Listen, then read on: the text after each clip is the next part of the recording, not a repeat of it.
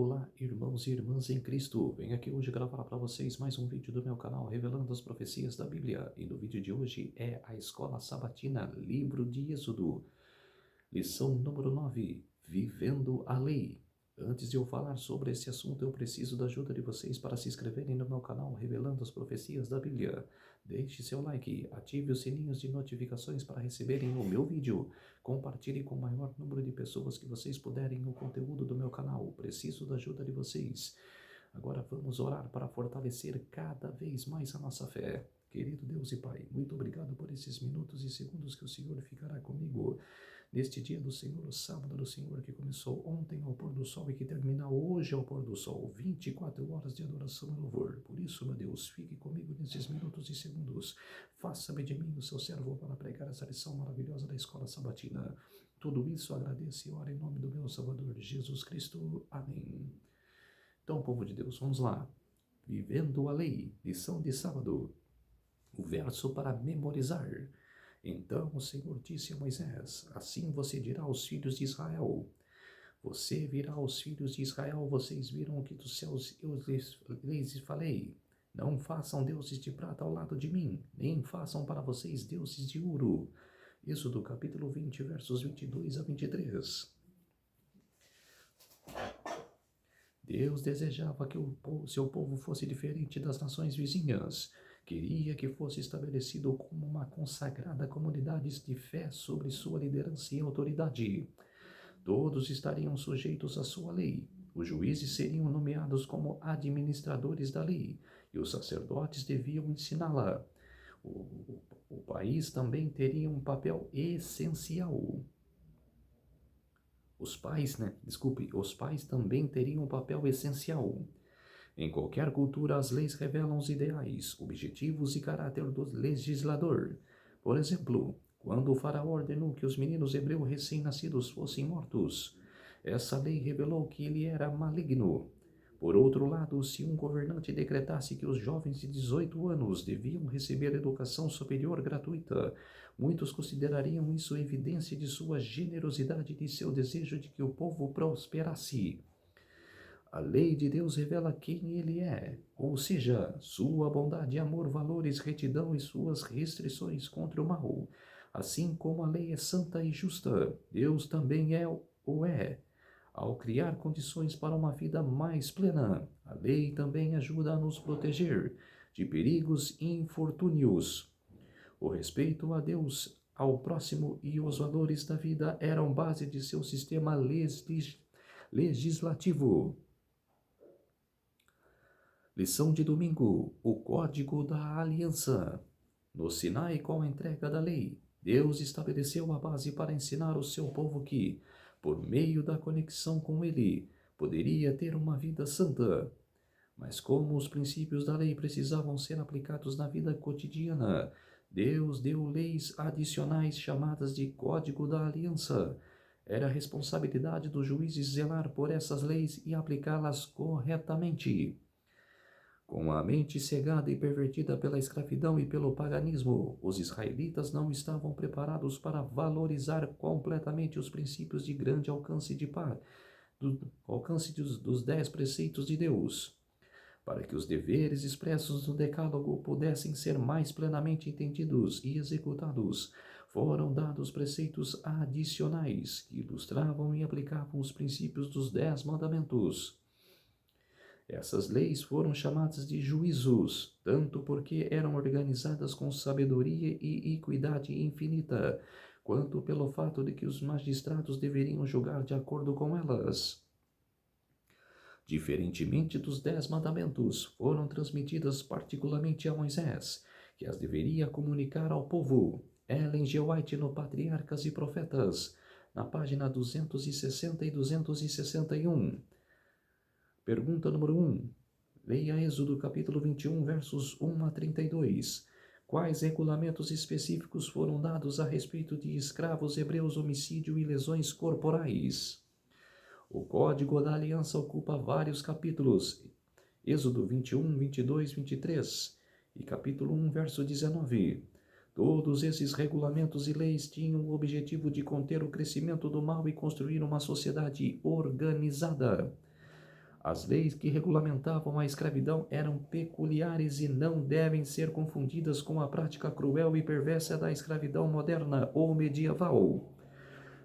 Os escravos hebreus eram protegidos e valorizados. Nas sociedades modernas e medievais, servos e escravos eram propriedade de seu dono, que podia fazer o que quisesse com eles. As leis bíblicas, porém, regulamentavam as coisas de modo distinto. A servidão era limitada a 6 anos.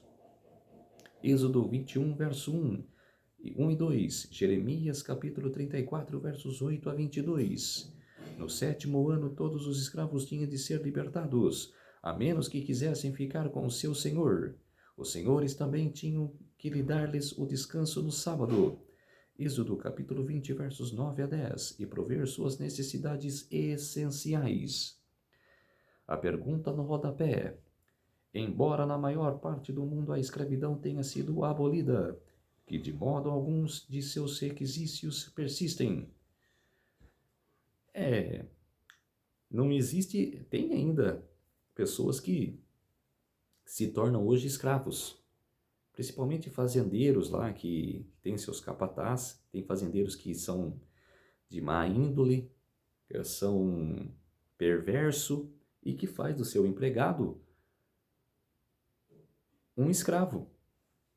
Existe ainda, mas é pouco, perto do que existia na época do Egito, né, dos israelitas, e na época da escravidão, no século XIX, principalmente de pessoas negras, que eram escravas de seus senhores, e a escravidão foi abolida pela princesa Isabel. Por isso que ainda existe um pouco dessa escravidão, mas é muito pouco. Por isso que sejam mais benevolentes com seus servos. Agora eu estou falando com os donos de propriedades. Seja mais benevolente com seus servos. Tenha mais educação. Seja amigo do seu servo. E como podemos combatê-los? É isso que eu falei. Ser benevolente. Como no sonho lá de Nabucodonosor, que ele sonhou com uma árvore gigante e com os animais ao redor dele, e Jesus desceu do céu e veio falar com ele em sonho, e falou: seja mais benevolente com seu povo, principalmente com o povo cativo. Seja um rei benevolente, seja um rei justo. Mas ele não aceitou. Por isso que ficou 7 tempos vivendo como animal. Lição de segunda-feira. Mais leis. Em sua misericórdia, Deus ensinou os juízes a lidar com as pessoas em situações relacionadas aos direitos de propriedade. A Bíblia apresenta estudos de caso, indicando, por exemplo, o que fazer se um boi atacasse um boi de um vizinho, se as pessoas roubassem um animal doméstico e o vendessem, se os animais pastassem no campo ou no vinhedo de outra pessoa, se um item que alguém tomasse emprestado fosse roubado ou se um animal alugado fosse ferido ou morresse. Êxodo capítulo 21, versos 33 a 36 e capítulo 22, versos 1 a 15. No pergunta número 2, leia Êxodo capítulo 22, versos 16, 31, 23, 1 a 9. Quais questões foram tratadas nessas leis e de que maneiras? As leis de Deus incluíam diferentes questões. Haviam regulamentações contra rebaixar ou humilhar as pessoas. Deus não queria que houvesse exploração. Em sua misericórdia, ele procurou corrigir as tendências pecaminosas do coração humano e extinguir as inclinações naturais das pessoas. Com isso, a sociedade seria mais segura, o mal eliminado e bons relacionamentos interpessoais cultivados. Justiça e amor devem governar as ações. Pergunta número 3. Leia Êxodo capítulo 23, versos 10 a 19. Qual era o propósito do sábado e das festas? O sábado e as festas eram momentos de adoração, trazendo à memória eventos cruciais da história da salvação. A adoração era regulamentada de modo minucioso, porque era a base teológica para as outras atividades. O sábado foi estabelecido na criação. Gênesis capítulo 2, versos 2 a 3. Êxodo capítulo 20, versos 8 a 11. Estava conectado à libertação de Israel. Deuteronômio capítulo 5, versos 12 a 15. E de forma poderosa aponta para a adoração a Deus como Criador, Redentor e Senhor. Marcos capítulo 2, versos 27 a 28. Entretanto, havia 3 festas importantes que Israel deveria celebrar a cada ano. A primeira, a Páscoa, ou Festa dos Pães sem fermento, que ocorria na primavera do hemisfério norte, entre março e abril. O 2, o Pentecostes, ou Festas da Colheita, ou das Semanas, 7 semanas após a festa anterior, começando assim 50 dias depois. E o terceiro, a Festa dos Tabernáculos, ou das Cabanas, ou Festa da Colheita, no outono entre setembro e outubro.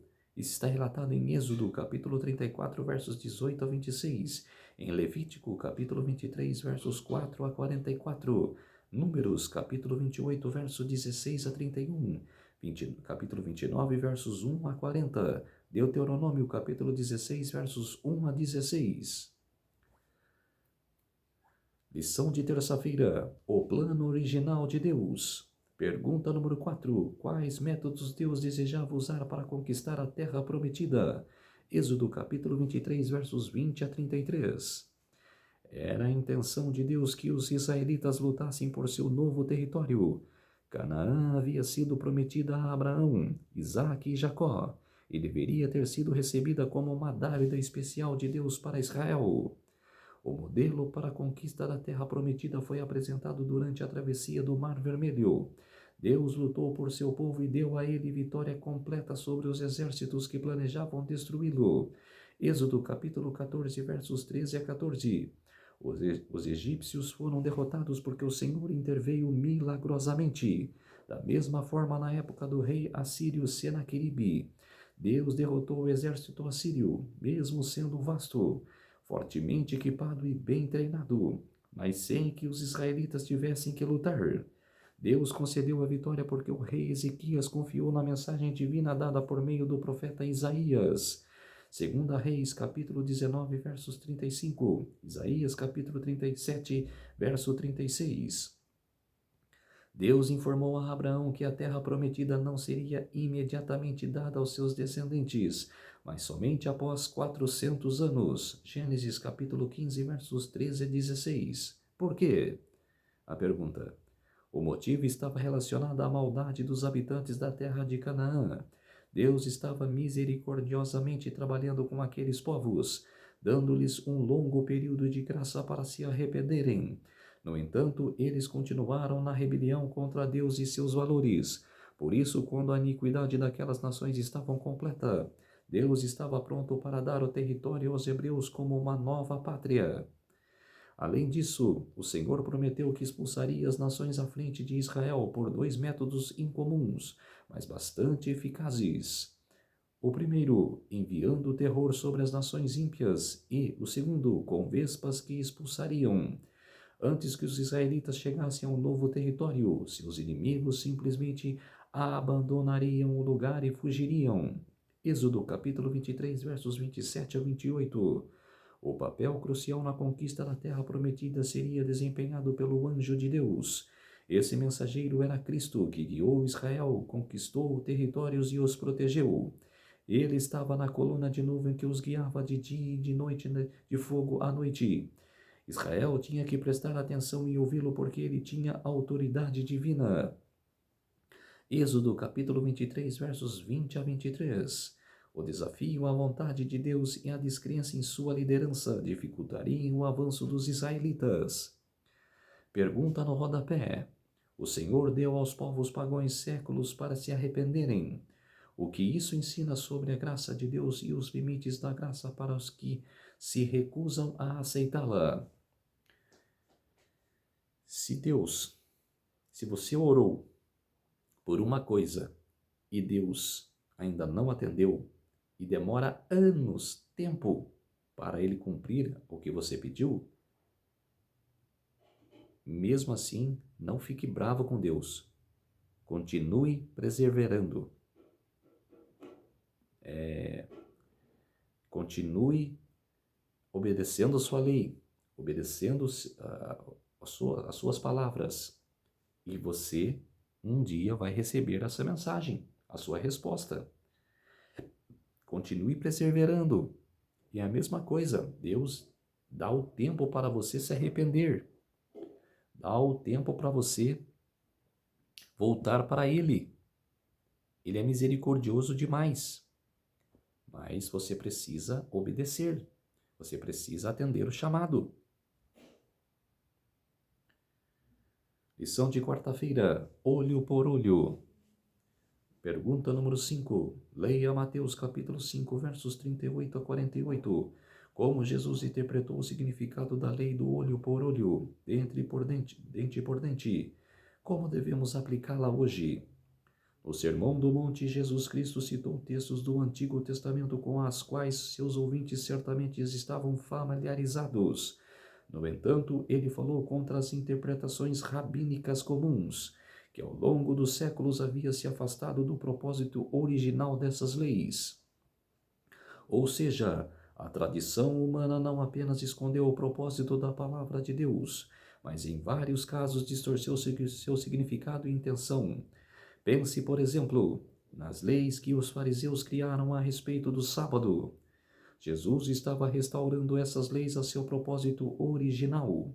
No Sermão do Monte, ao dirigir seus ouvintes de volta à intenção e significado originais dos textos bíblicos, Jesus estava buscando corrigir alguma dessas interpretações equivocadas. Ele disse: Vocês ouviram que foi dito, eu porém lhes digo. Mateus capítulo 5, verso 38. O texto de Êxodo capítulo 21, verso 24, que menciona olho por olho, dente por dente, é conhecido como lex talionis, ou lei de talião. Essa frase também ocorre em outras partes da Bíblia. Levítico capítulo 24, verso 20, Deuteronômio capítulo 19, verso 21. A intenção original dessa lei era impedir que as pessoas fizessem justiça com as próprias mãos, e assim evitar toda forma de vingança pessoal. Ela deveria acabar com as rixas de sangue ou retaliação sem que houvesse um julgamento prévio. Os danos tinham de ser avaliados pelos juízes e, então, a compensação monetária adequada seria estabelecida e paga. A justiça deveria ser feita mais de acordo com a lei de Deus. Jesus Cristo, que deu essas leis sociais a Moisés, sabia o propósito dessa lei. Portanto, ele poderia aplicá-la de forma objetiva, de acordo com a sua intenção original. O motivo por trás dela era trazer justiça e reconciliação, restaurando a paz. Alguém poderia argumentar que, em certo sentido, a justiça envolvia algum tipo de vingança. No entanto, a aplicação correta dessas leis era uma tentativa de encontrar o equilíbrio adequado entre justiça e vingança. Pergunta no rodapé. Saber que um dia a justiça será feita nos ajuda a lidar com a injustiça do mundo? Com certeza. Ainda a justiça está sendo engolida pela injustiça, mas Cristo virá para trazer justiça ao mundo. Justiça verdadeira. Lição de quinta-feira, vingança. Pergunta número 6. Meus amados, não façam justiça com as próprias mãos, mas deem lugar à ira de Deus, pois está escrito: a mim pertence a vingança. Eu é que retribuirei, diz o Senhor. Romanos capítulo 12, verso 19, citando Deuteronômio capítulo 32, verso 35. Que promessa e mandamento são encontrados nesses versículos? Como eles estão intimamente relacionados? Até que o Senhor trouxesse a justiça eterna, era dever dos juízes do antigo Israel implementar a lei e determinar punições justas quando ocorressem dano ou lesão. Mas primeiro eles precisavam dos fatos. O problema era que os mestres da lei da época de Cristo aplicavam essa lei de uma forma que abria a porta para a vingança pessoal. Ao fazer isso, o princípio foi tirado de seu contexto e o propósito original foi distorcido. Consequentemente, eles acabavam defendendo exatamente o que a lei proibia. Pergunta número 7. Leia Mateus capítulo 6, versos 4 a 6, 16 e 27. Lucas capítulo 6, 23 e 2. 23. 2 Timóteo capítulo 4, verso 8. O que esses textos nos diziam sobre como Jesus via os princípios de recompensa e punição? Jesus não era contra o princípio de recompensa e punição. Justiça é uma questão de princípio. É a parte essencial da vida. No entanto, ninguém devia assumir por si mesmo o papel de juiz, júri e carrasco. Qual fácil seria distorcer a justiça? Não cabe nós retribuir o dano. Se precisamos lidar com o mal, isso deve ser realizado por um tribunal constituído. É o trabalho dos juízes. Nesse contexto, Jesus disse que devemos ser perfeitos, como é perfeito o Pai, que está no céu. Mateus capítulo 5, verso 48. Como podemos ser perfeitos como o próprio Deus? O amor altruísta é a característica essencial de Deus. Ele ensina seus filhos a amar seus inimigos e a orar por aqueles que os perseguem. A verdadeira perfeição é amar, perdoar e ser misericordioso. Lucas capítulo 6, verso 36. Mesmo em relação àqueles que não merecem, esse princípio e as ações às quais ele conduz é o que significa refletir o caráter de Deus. Pergunta no rodapé: como podemos aprender a amar da maneira que nos é ordenado? Amar ao próximo, respeitar a pessoa. Não brigar com aquela pessoa, mas respeitá-la. Se aquela pessoa foi rude com você, perdoe ela. E deixa que Deus dê cabo nele, dê cabo a ele. Deus não falou? A vingança é minha? Não se preocupe. Deixe que Deus cuida dele, mas perdoa ele de coração. Ele não sabe o que fala. Não vou mais conversar com ele, mas eu perdoei meu coração. Quer dizer, aceitar a lei, obedecer os 10 mandamentos, para a gente chegar quase à perfeição. E a gente é pecador. A gente não chega a 100% de perfeição, porque quem é 100% é Deus. Mas chegar quase, de aceitar as suas leis. Lição de sexta-feira, estudo adicional.